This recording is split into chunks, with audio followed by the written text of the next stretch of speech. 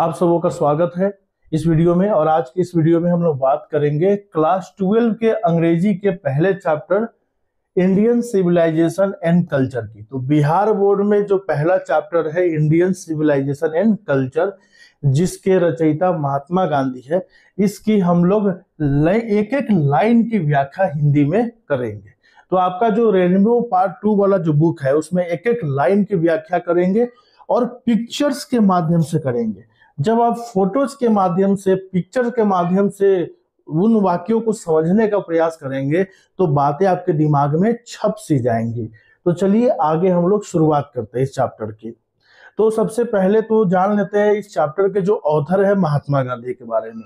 महात्मा गांधी ने इस चैप्टर को लिखा है या यूं कहें कि बोला है। महात्मा गांधी बहुत सारी पत्रिकाओं में अपने मंतव्य को, अपने विचारों को लिखा करते थे, पत्रिकाओं से जुड़े हुए थे। जैसे यंग इंडिया एक पत्रिका थी, उसमें महात्मा गांधी बराबर अपनी बातों को छपवाते थे। बहुत सारे स्टेज पे वो भाषण देते थे। तो उनके भाषणों या उनके पत्रिकाओं में जो उन्होंने विचार व्यक्त किए हैं उन्हीं का एक छोटा सा हिस्सा लिया गया और आपका एक चैप्टर बना दिया गया, इंडिया सिविलाइजेशन एंड कल्चर। तो महात्मा गांधी जी का पूरा नाम क्या था? मोहनदास करमचंद गांधी था। इनका जो जन्म है 2 अक्टूबर 1869 को हुआ था और इनकी हत्या कर दी गई थी 30 जनवरी 1948 को। 2 अक्टूबर को हम लोग गांधी जयंती मनाते हैं और 30 जनवरी को हम लोग शहीद दिवस मनाते हैं। स्पिरिचुअल लीडर थे और एक पॉलिटिशियन थे, राजनीतिज्ञ भी थे, साथ ही साथ एक आध्यात्मिक गुरु भी इनको माना जाता है। ये नाम किस नाम से ज्यादातर पॉपुलर थे? एक तो इनका सबसे पॉपुलर नाम था महात्मा गांधी, और पॉपुलर नाम क्या था? इनको बापू भी लोग कहते थे आदर से, और फादर ऑफ द नेशन भी इनको कहा जाता था, यानी राष्ट्रपिता के नाम से भी इनको जाना जाता है। इनकी अपनी एक आत्मकथा थी, इन्होंने अपनी जीवनी खुद लिखी थी। उस जीवनी का नाम है माई एक्सपेरिमेंट्स विथ ट्रूथ, सत्य के साथ मेरा प्रयोग। और ये एक ओरिजिनल थिंकर थे, पूरी दुनिया में एक नई तरह की विचारधारा को लेके आए थे, सत्य और अहिंसा की विचारधारा। Great master of chest and idiomatic English, और मुहावरेदार और शुद्ध अंग्रेजी के ये मास्टर थे। इंग्लिश इनकी बहुत अच्छी थी। इस चैप्टर को पढ़ने के बाद आपको पता चल जाएगा कि महात्मा गांधी का अंग्रेजी पे कितना अच्छा कंट्रोल था। तो चलिए शुरुआत करते हैं। सबसे पहला ही लाइन ये बोलते हैं Mahatma Gandhi, I believe that the civilization India has evolved is not to be beaten in the world। तो I believe, मैं विश्वास करता हूं कि जो सभ्यता भारत ने इवॉल्व की है, विकसित की है, वो दुनिया में बीटन के लिए यानी हारने के लिए नहीं बनी है, वो पिछड़ने के लिए, हारने के लिए नहीं बनी है। Nothing can equal the seeds sown by our ancestors। कोई भी ऐसा बीज नहीं है दुनिया में जो हमारे पूर्वजों के द्वारा बोए गए बीज की बराबरी कर सके। हमारे पूर्वजों ने सभ्यता और संस्कृति का एक ऐसा बीज बोया जो आज भी फल फूल रहा है। हमारी भारत की सभ्यता हजारों साल पुरानी है। दुनिया में कोई भी ऐसा देश नहीं है जिसकी सभ्यता हजारों साल पुरानी हो और आज तक जीवित हो। हमारे यहाँ आज भी काशी है, मौजूद है। आज भी काशियों में वही परंपराएं मौजूद है। आज भी हमारे देश के अलग अलग इलाकों में, ग्रामीण इलाकों में हमारी सभ्यता और संस्कृति सांसें ले रही है, फल फूल रही है। तो हमारे पूर्वजों ने जो बीज बोए उसकी बराबरी कोई नहीं कर सकता है। तो ये जैसे इस पिक्चर के माध्यम से आप देख सकते हैं कि हमारा सभ्यता कितना विशाल, कितना विराट और कितना विभिन्नताओं से भरा हुआ है। उसके बावजूद हमारी सभ्यता आज तक जीवित है। चलिए आगे बढ़ते हैं। फिर आगे कहते हैं महात्मा गांधी, एक रेफरेंस देते हैं कि क्यों हमारी सभ्यता इतनी महान है। रोम गया, Greece shared the same fate. Greece की भी वही हालत हुई। The might of Pharaohs was broken.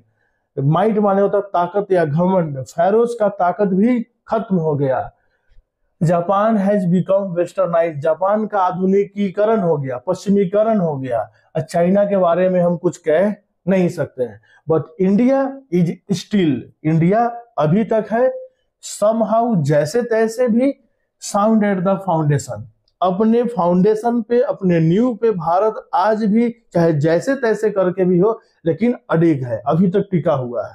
तो कितनी अजीब बात है कि देखिए रोम की सभ्यता कितनी डेवलप सभ्यता थी, बहुत डेवलप सभ्यता थी। देखिए इनके मकान को देखिए, इनके भवन निर्माण की कला को देखिए, ऐसे बाजार लगा करते थे ये लोग, घोड़े पे, रथ पे चला करते थे।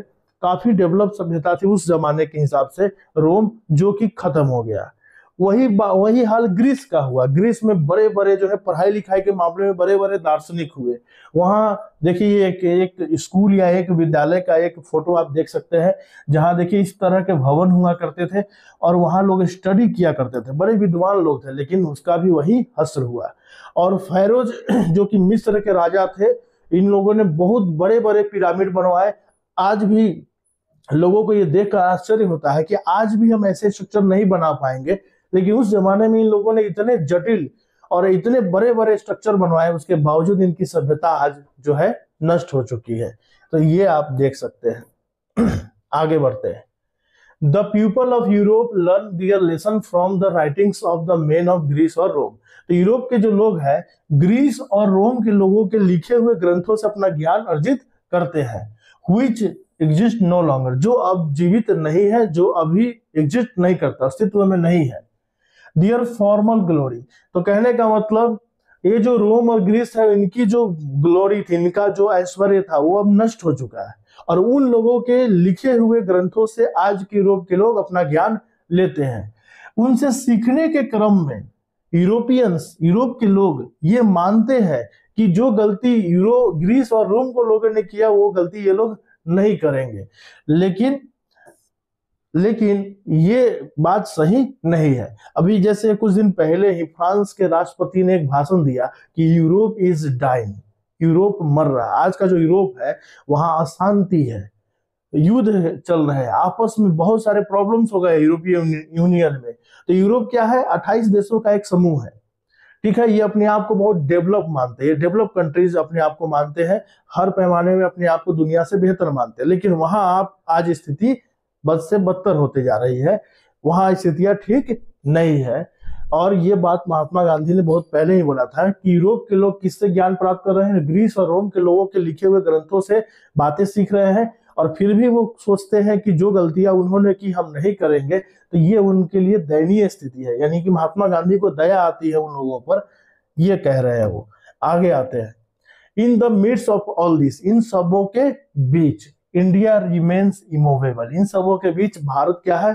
अडिग है। And that is her glory, और यही भारत की खूबसूरती है।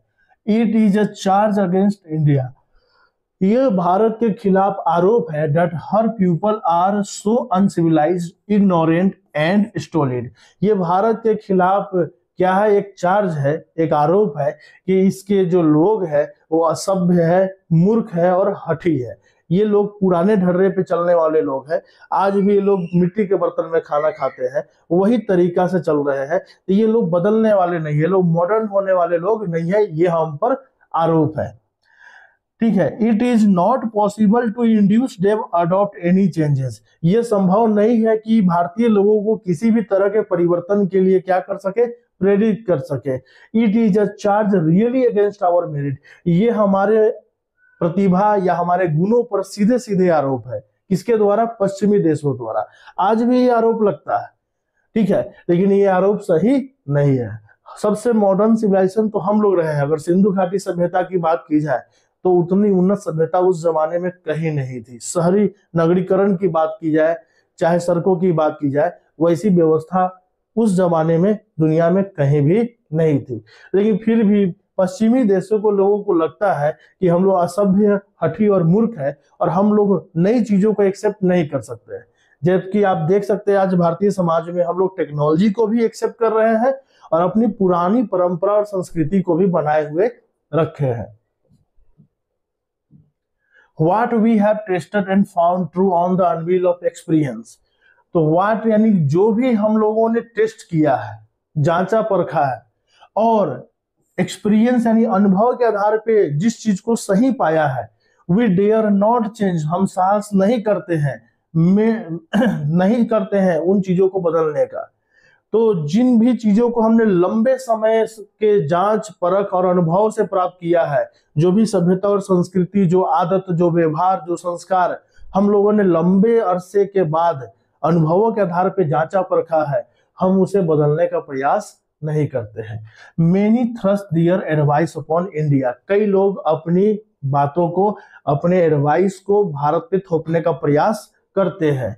एंड सी रिमेन्स स्टडी, लेकिन भारत क्या है? स्थिर रहता है, उनके एडवाइसों के थोपने से प्रभावित नहीं होता है। दिस इज हर ब्यूटी, और यही भारत की खूबसूरती है कि कई लोग आए, मुगल आए, अंग्रेज आए, सब लोगों ने अपनी अपनी बातें भारत पे थोपने की कोशिश की, जबरदस्ती किया, लेकिन भारत की संस्कृति आज भी फल फूल रही है।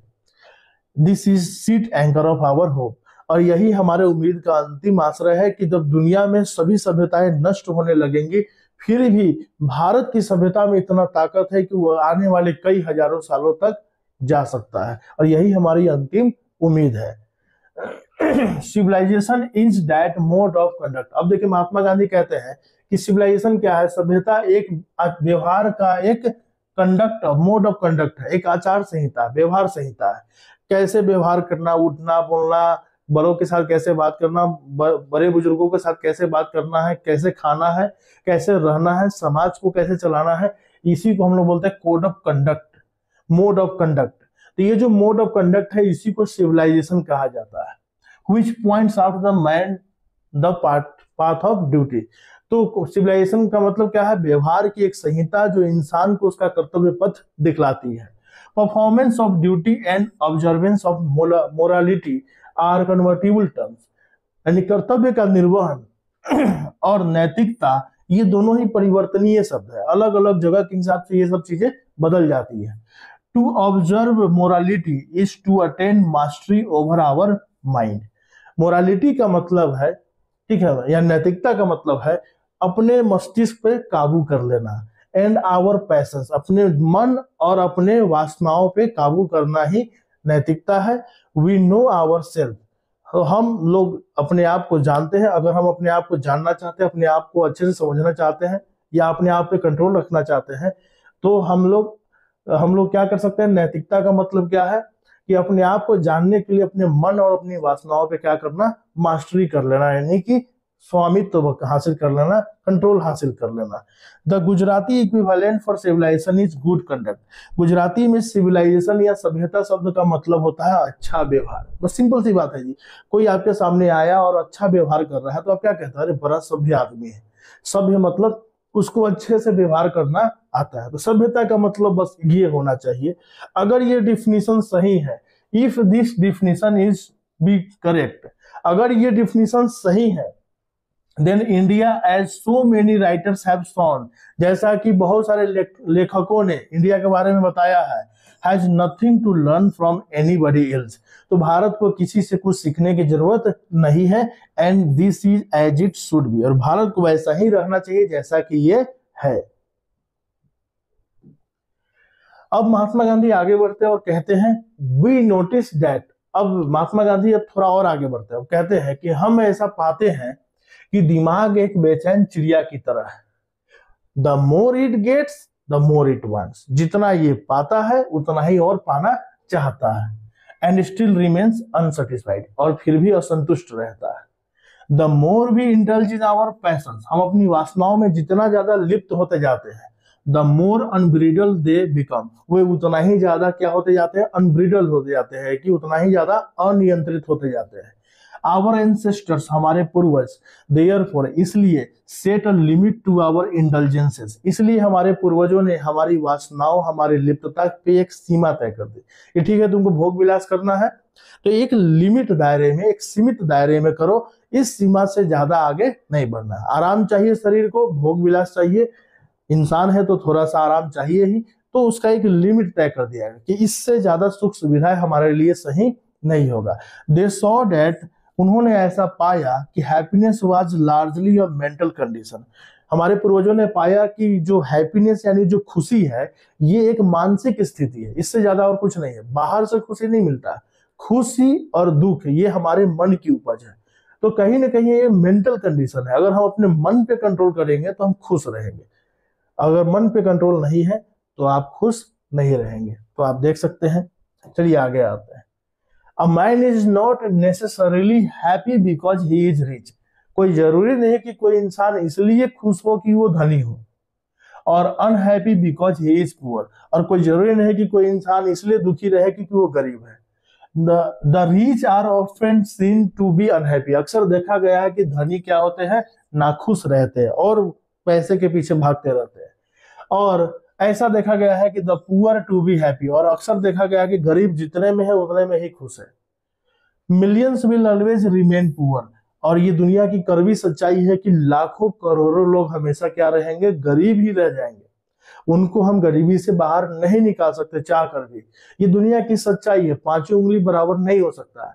तो महात्मा गांधी कहते हैं कि लाखों लोग फिर भी गरीब रह जाएंगे चाहे हम कुछ भी कर ले। ये सच्चाई है, कड़वी सच्चाई है दुनिया की। तो फिर सवाल है कि फिर तो वो मान के लाखों लोग गरीबी से बाहर नहीं निकलेंगे, तो उनके जीवन का क्या हुआ, उनके सुख सुविधाओं का क्या हुआ? तो उसके बारे में कहते हैं, ऑब्जर्विंग ऑल दिस, इन सभी चीजों का अवलोकन करने पर, आवर एंसेस्टर्स, हमारे पूर्वजों ने, dissuaded us from luxuries and pleasure, हमारे पूर्वजों ने भोग विलास और आनंद से हमें दूर रहने को कहा, हमें दूर रखा।